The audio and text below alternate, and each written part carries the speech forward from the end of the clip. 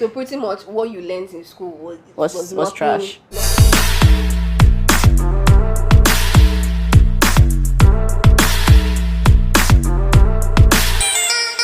Hello everyone, you're welcome to another episode of Real Unicorns, and I have here with me Jane. Yay! Yes. Thank you for accepting my invitation to my YouTube channel. Of course. Jane is one of those people that she will never be caught on TV, never be caught on behind the camera, never be caught anywhere This except is once in a lifetime. behind her laptop. Jesus. Or a TV screen. Watching TV. Anyway, but really, I appreciate it. Thank you. Thank you for coming. So, obviously, before we start and before we go in, I'm going to let them know how we actually know each other and why you're a real unicorn. I've known Jane for I think 5 years now. Chaka was 2019 now. Yeah, was it? Chaka okay, was yes, 2019, right? But you were in Chaka before I even joined. You've been doing this thing before I smelt it. Well, yeah. I joined, was it July or so, 2019? So it's been 4 years, yeah? Yeah, it's been 4 years. So we've known each other for 4 years. 4 years. Interesting. And obviously, Jane is one of those people that, very, very good at what she does, to be honest. Like, I try. You make this front-end thing look like it's one work in the park. I try. To be honest. So, yeah, I'm happy to have you here as a real unicorn. Okay, so let's just get into it, right?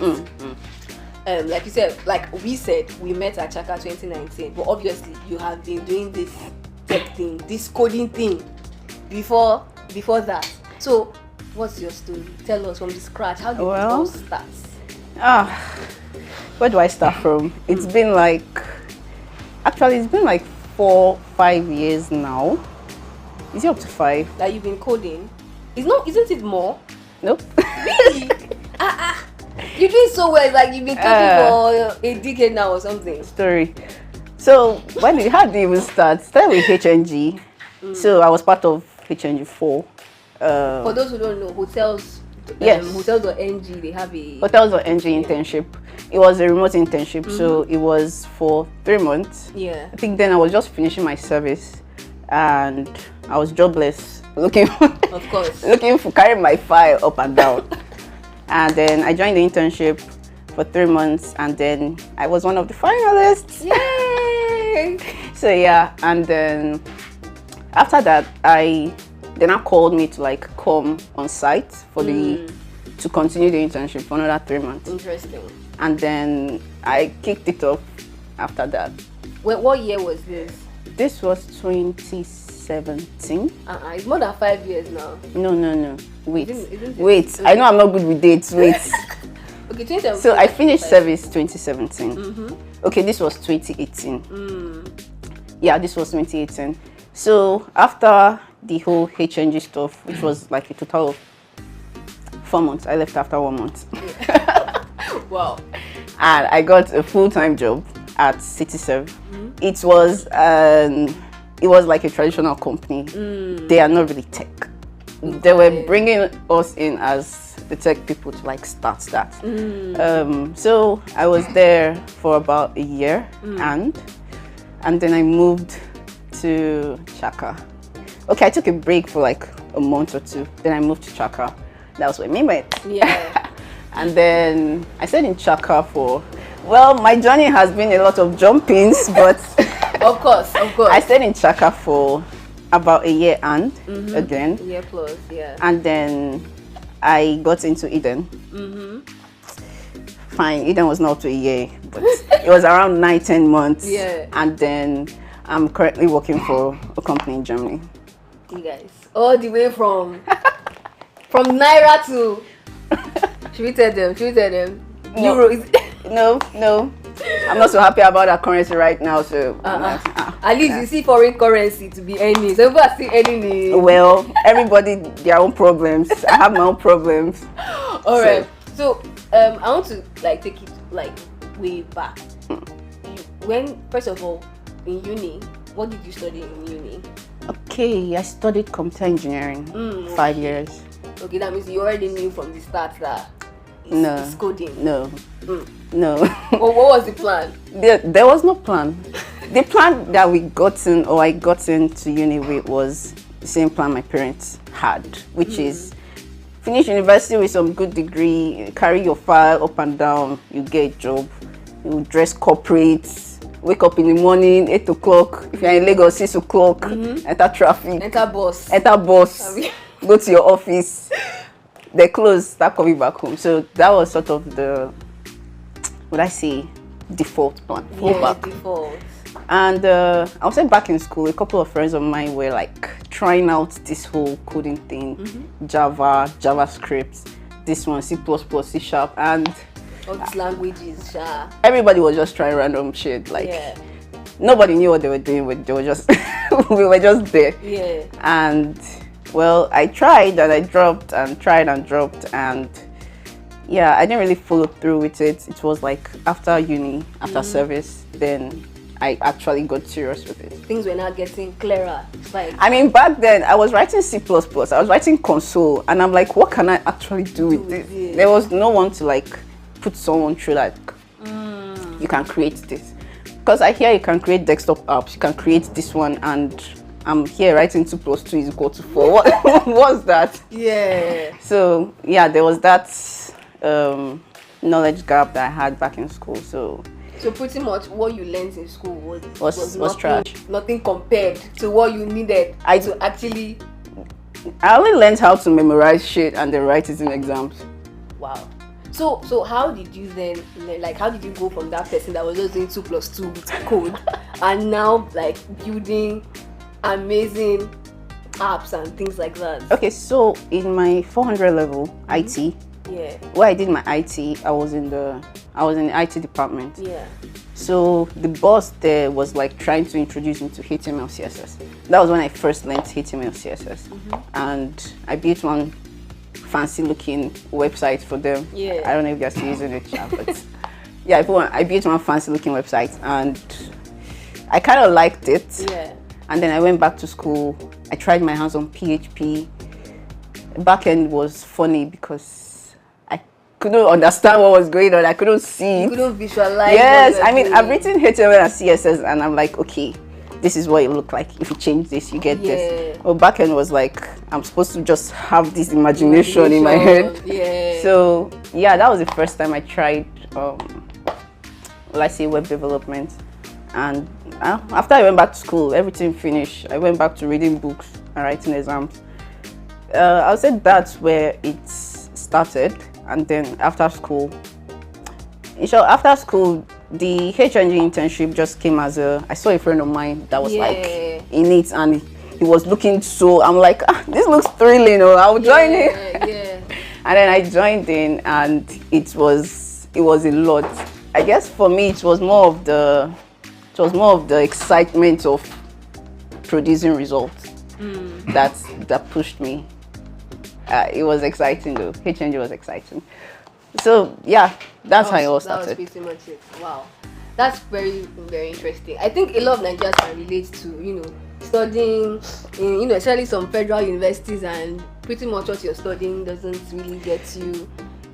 And at some point I was like, why didn't I just go for a 4-year course? Right? I literally wasted 1 extra year. Wow. So since we are still dwelling on this, how you actually got into this space and started knowing what you were doing.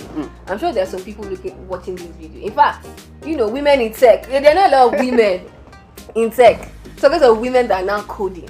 So if a lady should reach out to you and say, oh, I actually want to start coding, where do I start from?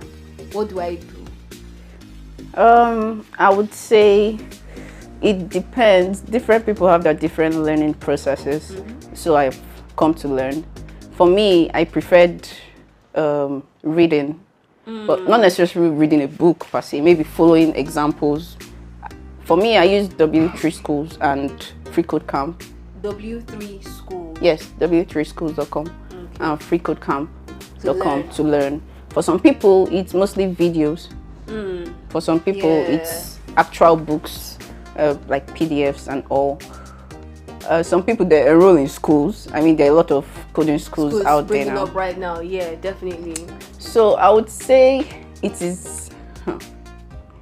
there's no straightforward answer to this because there are some self-directed people that may define. There are some people that struggle with self-direction, like they need someone to actually coach and mentor them. So if you feel, I'll say always start with yourself, like always go for it. But if you feel you are struggling, this is a lot, it's overwhelming, then find someone that will help you and put you through. Yeah, there's actually no easy way. That first step is the biggest, and once you cross it, you're good. Yeah. So speaking of mentoring, do you like mentor people right now? And are you open to mentoring people? I would say I am not actively mentoring anyone. Yeah, I've picked up about 2 persons, females, that I have mentored up some point, but mentorship is a big thing. Obviously, it definitely is. It's not easy like to... Initially I underestimated the whole mentorship thing because you have to like keep track of this person's progress, give feedback, help the person and all. I would say right now passively I'm mentoring 1 person. If I am open to mentoring, I would say maybe. So what are the prerequisites, or what should I call it? When would you, like you said maybe, so yes, when is it yes and when is it no? I would say, well, for mentors, actually mentors need preparation. Definitely. The first time I tried mentoring someone, that was when I realized I had to like open a whole Notion doc and start writing stuff and adding tests and all of that. So I would say I would need some sort of arranged, prepared, what do I call this?